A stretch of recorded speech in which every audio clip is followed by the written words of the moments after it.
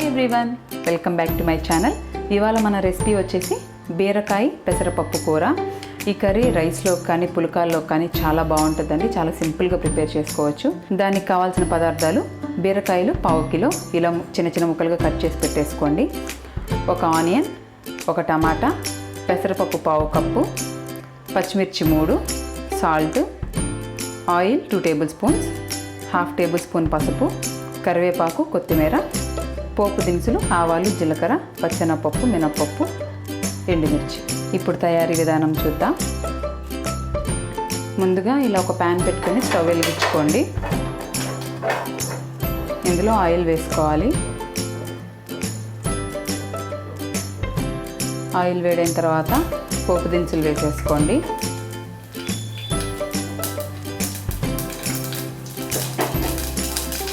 కరివేపాకు వేసుకోండి.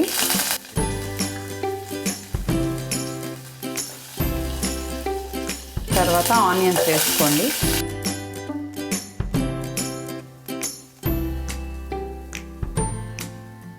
ఇవి కొద్దిగా వేగనివ్వాలి.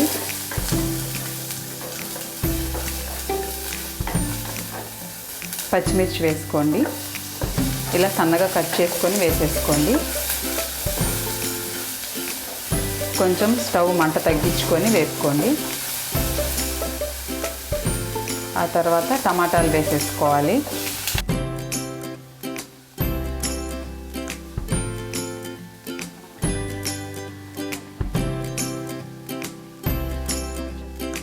స్టవ్ సిమ్లో పెట్టుకొని 1 నిమిషం పాటు మూత పెట్టుకొని టమాటాని మగ్గనివ్వండి. 1 నిమిషం అయింది.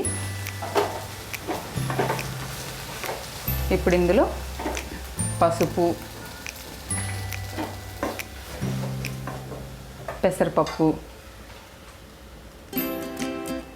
వేసుకొని ఒకసారి అలా కలుపుకోండి. తర్వాత బీరకాయ ముక్కలు కూడా వేసేసుకోండి.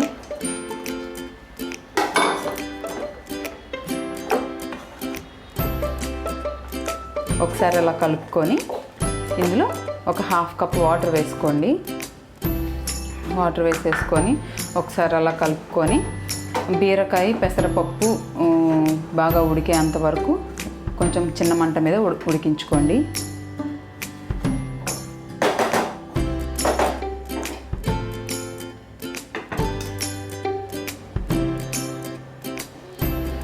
చూడండి, బీరకాయ పెసరపప్పు నీట్గా ఉడికిపోయింది.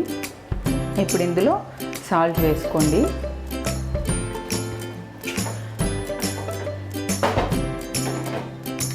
అలాగే 1 టేబుల్ స్పూన్ ధనియాల పొడి వేసుకోండి.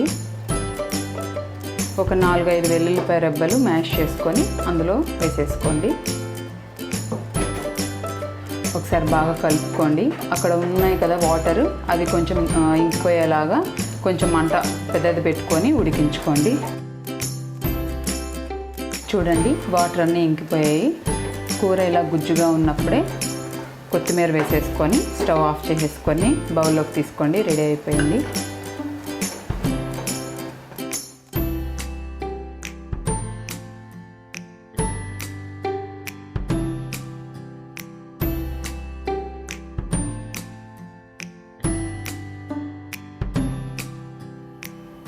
అంతేనండి, బీరకాయ పెసరపప్పు కూర రెడీ అయిపోయింది.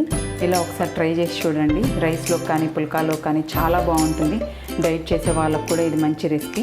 నా ఛానల్ కనుక మీకు నచ్చితే లైక్ చేయండి, షేర్ చేయండి, సబ్స్క్రైబ్ చేయండి. Thanks for watching.